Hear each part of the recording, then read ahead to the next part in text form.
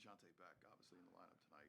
Just what have you kind of seen from him in these first couple of games as he's trying to kind of get his footing back under him? Well, obviously, it's a luxury having him back. A pro, a competitor, high IQ player. That stuff hasn't left him. But obviously, he's trying to find his rhythm and rhythm with his team. Not only personally, how he's playing, but rhythm with his teammates. First time they've played together, this group. So, but I think he's been fantastic.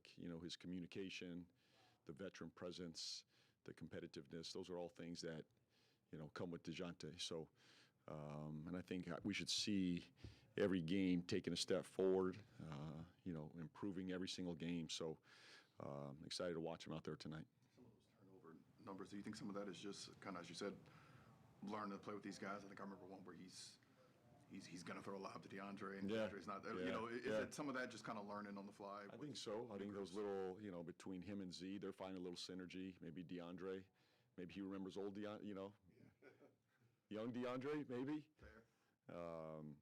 And then him and Murph had a couple in transition too, just that little two-man game synergy. So I expect that to clean up. The defensive philosophy tonight, going from last night to tonight against a team that's really perimeter-oriented and going to take a lot of threes as opposed to what happened last night with all the points in the paint. So how do you try to balance that? Well, it's going to start with our offense, number one. We cannot turn the ball over tonight. I think it's going to go back. It's going to start there for us, going back to the Laker, Clipper, Utah games. This is a very handsy, aggressive defense. They like to turn you over. To me, our defense starts with our shot selection, number one, and not turning the ball over there. So transition, getting our defense set. They like to hunt early threes, so a lot of it's going to be in transition, getting matched up. Obviously, Gillespie and Grayson Allen have dinged us quite a bit this year from three. So we got to get out there, make sure we're locating shooters, getting them under control, bodies in front of bodies, not giving them anything easy.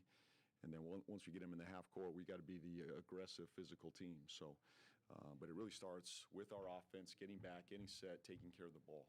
Speaking of turnovers, you really cut them to a minimum in the second half last night after the first half. What was the difference in the second half than the first half? Well, it was no speech I gave, and I could tell you that. I didn't give them some magic speech at halftime. It's just there's a value on each possession, and these guys are learning each other, and, we've had some success recently not turning it over, and now we have found ourselves in a pattern of doing it too much. Obviously, tonight it'll cost us if we don't have that second half mentality, where we value each possession, making the simple play. I think it's really that, making the simple play. As I've always said, spacing is critical in not turning the ball over. The better space, the more consistent you are in your spacing, the easier the decision is on where to kick it, when to kick it. What's been unfortunate is recently we've turned over a lot in transition. We have the advantage going the other way. So I think just making it simple, make the simple play, not trying to make the home run play, get a shot on goal. That's the formula for tonight. I felt like last time we played the Suns, there was a lot of blitzing. You spent a lot of time at the level. Feels like recently y'all have been switching more.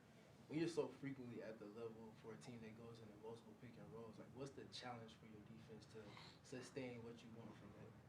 What stretches your weak side, I think when you're up at the level, you got to pick your poison sometimes. Are you going to allow that guard to get downhill and create havoc in the paint or at the rim? Obviously, there's a lot of good defenses out there right now, and Phoenix being one of them, where they drop, they're back. They play that pick and roll more 2-on-2.